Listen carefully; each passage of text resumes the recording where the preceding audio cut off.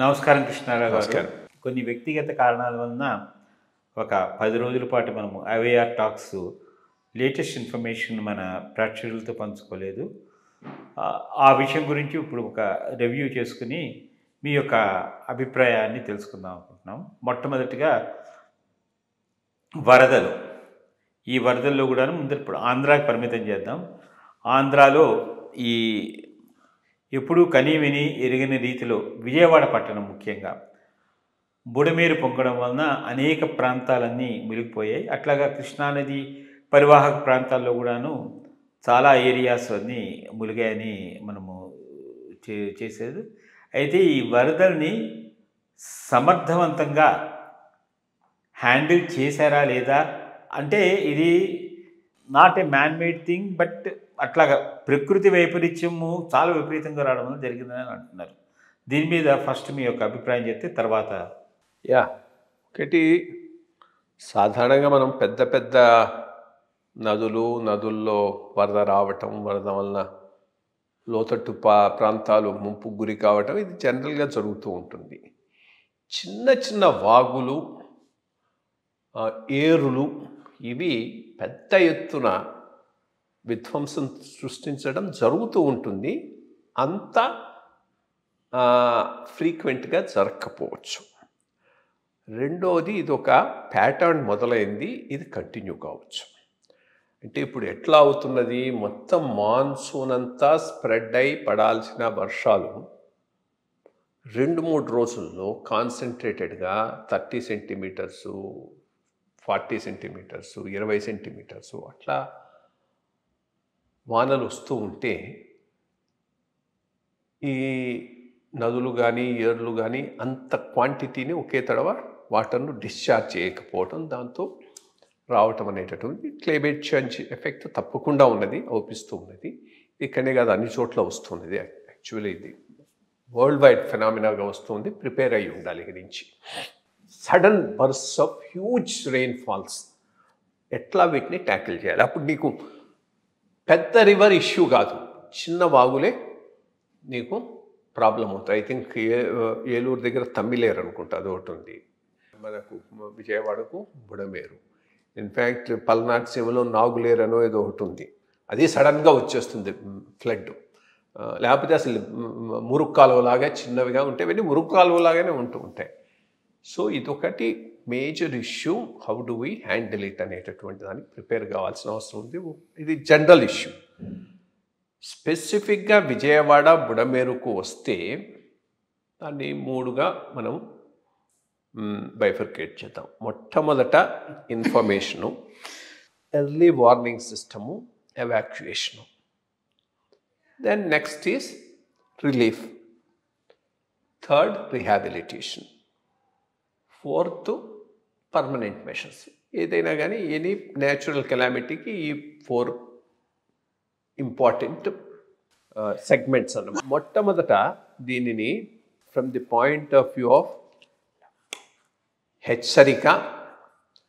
హెచ్చరిక ఒకటి, రెండోది ప్రజలను ప్రిపేర్ చేయటం, తరలించటం, పునరావాస కేంద్రాలు. ఈ చర్యల్లో ఎంతవరకు ప్రభుత్వం సక్సెస్ఫుల్ అయిందంటే ఇక్కడ ఫెయిల్ అయిందని చెప్పాలి. తప్పకుండా దీనిని సరిగ్గా అడ్రస్ అయితే చేయలేదు. మొట్టమొదట బుడమేరులో ఇంత నీరు వస్తూ ఉంది అంటే అది ఓవర్ ఏ పీరియడ్ బిల్డప్ అయింది కదా. దీనివల్ల ఏ ప్రాంతాలు మునగొచ్చు, విజయవాడకు అర్లీ వార్నింగ్ ఇవ్వటం అది సరిగ్గా జరగలేదు. రెండోది ఆ వెలగరేరు రెగ్యులేటర్ను వదిలిన నీరు బుడమేరులోకి వచ్చి ఇంత విధ్వంసం సృష్టించింది. మరి ఎవరు తీసుకున్నారా నిర్ణయం? వెలగలేరు రెగ్యులేటర్ను ఎత్తి ఆ నీళ్లు బుడమేరులోకి వదలాలి అనే నిర్ణయం హయ్యెస్ట్ లెవెల్లో తీసుకోవాల్సిన నిర్ణయం. ఎందుకంటే ఒక లెవెల్కి వచ్చిన తర్వాత అది ప్రాబ్లం అవుతుంది అంటే కాన్షియస్గా ఆ నీరు జనసాంద్రం ఎక్కువగా ఉన్న విజయవాడకు పంపించడం ఉత్తమమా, లేకపోతే అంత జనసాంద్రం లేని ఇబ్రహీంపట్నం ఆ సైడుకు పోయేటట్టుగా చూసుకోవటం బెటర్ అనేటటువంటిది ఒక కాన్షియస్ డెసిషన్ తీసుకోవాలి. దీనివల్ల ఏదో సీఎం ఇల్లు మునిగిపోతుంది అందుకని తరలిచ్చారని నేను ఒప్పుకోను. అది అసలు ఇష్యూయే కాదు, దీనికి సంబంధం లేదు. బట్ మోర్ ఇంపార్టెంట్లీ కాన్షియస్గా ఈ నీళ్లను ఇటు కాదు, VTPS పోయినా పర్వాలేదు, ఇబ్రహీంపట్నంలో కొంత మునకైనా పర్వాలేదు, బట్ విజయవాడలో జనసంద్రం ఎక్కువ ఉన్నది కాబట్టి అటుకుపోకూడదు అనేటటువంటి వ్యూ తీసుకొని ఉంటే నీళ్ళు అసలు ఇటు కూర్చుండేవి కాదు, ఆ రెగ్యులేటర్ ఎత్తుండేవాళ్ళు కాదు. అది ఇంజనీర్ లెవెల్లో తీసుకునే నిర్ణయం కాదు, హయ్యెస్ట్ పొలిటికల్ డెసిషన్ అయి ఉండాలి. మరి హయ్యెస్ట్ పొలిటికల్ డెసిషన్ అయిందా లేక ఇంజనీర్ లెవెల్లోనే తీసుకున్నారా? ఇంజనీర్ లెవెల్లో తీసుకుంటే వాడు చాలా పెద్ద తప్పు చేశాడు, ఇమ్మీడియట్గా సస్పెండ్ చేయాలి. హయ్యెస్ట్ పొలిటికల్ లెవెల్లో తీసుకొని ఉంటే అటుకు వదలకుండా ఇటుకు వదలటానికి జరిగిన రీజన్స్ ఏదో పబ్లిక్ డొమైన్లో పెట్టాల్సినటువంటి అవసరం అయితే ఎంతైనా ఉన్నది. ఇది ఫస్ట్ ఆ వాటర్ రావటానికి కారణం ఏంది అనేటటువంటిది తప్పకుండా ఇది కొంత ఫర్దర్ ఇన్ఫర్మేషన్ ప్రభుత్వం షేర్ చేయాల్సిన అవసరం అయితే ఎంతైనా ఉన్నది. రెండోది వదిలారు. వదిలిన తర్వాత అక్కడి నుంచి విజయవాడకు రాను టైం పడుతున్నది, అది వెంటనే రాలేదు. ఈ లోపల ప్రజలను అప్రమత్తం చేయటంలో డెఫినెట్గా యంత్రాంగం ఫెయిల్ అయింది. రెండోది అక్కడ కూడా నీళ్లు ఇంకొద్దిసేపు ఆపుకొని 5-6 గంటల తర్వాత వదిలి ఉంటే వాటర్ విజయవాడకు వచ్చేప్పటికి తెల్లవారు ఉండేదేమో. దానికి అవకాశం ఉందా లేదా నాకు తెలియదు. బట్ ఈ ఇష్యూస్ అన్నిటినీ అక్కడ స్టడీ చేసి ఒక కాన్షియస్ డెసిషన్ అయితే తీసుకోవాల్సిన అవసరం ఉన్నది. మరి వదిలిన తర్వాత విజయవాడకు రాను 4 గంటలో 5 గంటలో పడుతూ ఉంటే టైము, ఈ లోపల అట్లీస్ట్ ఏ ప్రాంతాలు లోలయ్యింగో అక్కడ అలర్ట్ అయినా చేసి ఉండాలి కదా. అలర్ట్ అయినా చేసి ఉంటే సరే, ఒక ఎవాక్యుయేషన్ ప్లాన్ లేదు, రిహాబిలిటేషన్ సెంటర్స్ని అనుకోలేదు, రిలీఫ్ సెంటర్స్ అనుకోలేదు, అక్కడికి తీసుకుపోకపోయినా ఉంటే అట్లీస్ట్ కొంత ఇప్పుడంతా ఇదే కదా, SMS-లు వీటి ద్వారా ప్రజలను అప్రమత్తం చేయాలి. మొత్తం ఇష్యూ చాలా సర్ప్రైజ్, గవర్నమెంటు సర్ప్రైజు, ప్రజలు సర్ప్రైజ్ అయ్యి టేక్ ఓవర్ అయినారనేటటువంటిది మాత్రం వాస్తవం. ఈ ఆస్పెక్ట్లో ప్రభుత్వం అంత ఇమ్మీడియట్గా సరిగ్గా రెస్పాన్స్ కాలేదు అనేటటువంటిది ఫ్యాక్ట్. ఇక నెక్స్ట్ రిహాబిలిటేషన్ బాగానే కొంతవరకు చేశారు, తేరుకున్నారు. ముందు షాక్ నుంచి తేరుకున్న తర్వాత వెంటనే రిహాబిలిటేషన్కు పోయినారు. ఇక మోరోది ఇప్పుడు దీనిని పెద్ద ఎత్తున చేయటం. ఇప్పుడు పాయింట్ ఈజ్, ఇటువంటి ఇందాక మనం అనుకున్నట్టు క్లౌడ్ బర్స్ట్ సడన్గా రావటం అనేటటువంటిది మోర్ ఫ్రీక్వెంట్గా రావచ్చు. సో ఇప్పుడు ఈ బుడమేరును ఎట్లా స్ట్రెంగ్తన్ చేయాలి, ఆ డ్రైనేజ్ సిస్టమ్ను ఎట్లా తీసుకుపోవాలి. పార్ట్ ఆఫ్ ది ప్రాబ్లం కొల్లేరులో ఉంది. కొల్లేరునంతా ఆక్యుపై చేశారు, పెద్ద వాళ్ళంతా అక్కడంతా చేపల చెరువులు వేశారు, కాంటూర్స్ అన్నింటినీ చేశారు. రాజశేఖర రెడ్డి గారి టైంలో ఏమో అవన్నీ కొట్టేసి చేశారు, మళ్ళా అది పాత స్టేజ్కి వచ్చేసింది. కాన్ఫ్లిక్ట్ ఆఫ్ ఇంట్రెస్ట్ వస్తాయి, అక్కడ వాటిని అన్నింటినీ తీసేసి కొల్లేరు ఈ మొత్తం ఫ్లడ్ను తీసుకునే రకంగా దానిని ఒరిజినల్ స్టేటస్కు తీసుకురావాల్సిన అవసరం ఉంది. ఈ డైవర్షన్ కెనాల్ను కూడా ఇంకా పెద్ద చేసి గట్టి చేసి కొల్లేరు కృష్ణా మధ్యలో నీళ్లు పోయి విజయవాడ మీద పడకుండా ఉండేటట్టుగా చేయాల్సిన అవసరం ఉంది. ఇన్ఫ్యాక్ట్ నన్ను అడిగితే ఈరోజు వరల్డ్ బ్యాంక్ అసిస్టెన్సు అమరావతికి ముఖ్యం కాదు, విజయవాడకు ముఖ్యం. ఆ ప్రాజెక్టును దీంతో సబ్స్టిట్యూట్ చేయాలి ఫస్ట్. బికాస్ ఆవాసం ఉన్న ప్రాంతాన్ని కాపాడుకోవాల్సిన అవసరం ఎంతైనా ఉన్నది. ఇక్కడంతా ఆవాసాలు ఉన్నారు.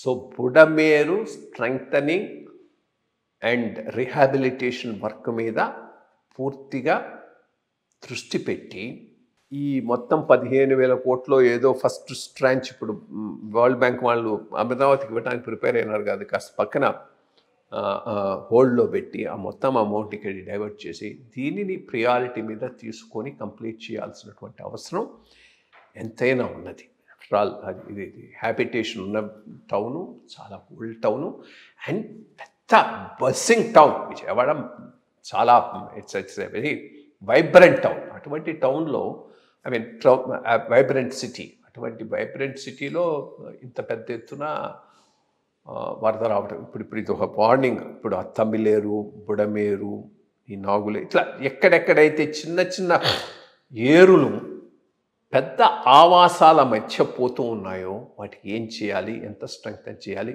Actually that should be a major world bank project. నాకు తెలిసి ఐ థింక్ తెలుగుదేశం టైంలోనే, ఎన్టీ రామారావు గారి టైంలోనే పెద్ద వరద వచ్చింది గోదావరిలో.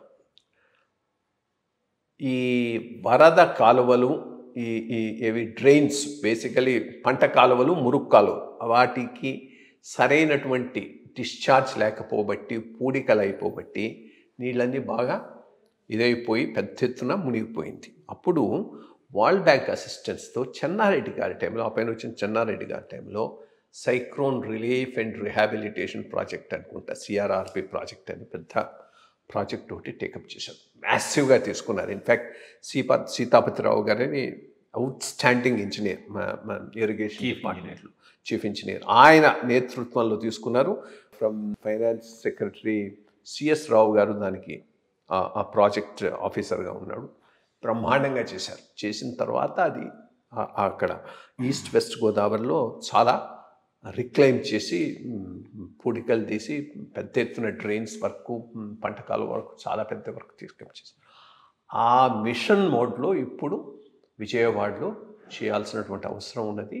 అది ప్రియారిటీ కావాలి ఈరోజు ఈ ప్రభుత్వానికి. నన్ను అడిగితే మీరు చెప్పింది ఒక వ్యాలిడ్ పాయింట్ నేను చేస్తాను. ఎందుకంటే ప్రాక్టికల్గా మార్నింగ్ 7-7:30కి టీవీలో ఇట్లాగా వస్తుందని చెప్తే, నేను మా ఫ్యామిలీ గ్రూప్లో విజయవాడ సింగనగర్లో చుట్టాలు ఉన్నారా అని చెప్పేసి వాళ్ళ వెల్ఫేర్ చెప్పమని చెప్పి 2 మెసేజ్లు పెట్టాను. వాళ్ళు మామూలుగా పనిలో ఉండి చూసుకున్నట్లేదు. మళ్ళీ నేను 2 రోజుల క్రితం ఎట్లా ఉన్నారని చెప్పి ఫోన్ చేస్తే, ఆ రోజు మీరు మెసేజ్ పెట్టకుండా ఫోన్ చేసింది అలర్ట్ చేస్తుంటే మేము బయటకు వచ్చేసి ఉండేవాళ్ళము. బికాజ్ అది 10:30కి వచ్చింది, ఏది సింగనగర్లో మునిగిపోవడం. ఆ సింగనగర్ కాంటూర్ కూడా ఎట్లా ఉందనంటే, ఒక చోట 3 అడుగులు, ఒక చోట 5 అడుగులు, ఒక చోట 8 అడుగులు, ఒక చోట 10-12 అడుగుల దాకా వెళ్ళిందనమాట ఆ స్లోప్. దానికి వీళ్ళు ఉన్నది 10 అడుగులు స్లోప్ దగ్గరికి వచ్చిందనమాట. అంటే ఆ బ్రిడ్జ్ ఎక్కిన కొద్దీ కింద పడుతూ ఉంటుందన్నమాట.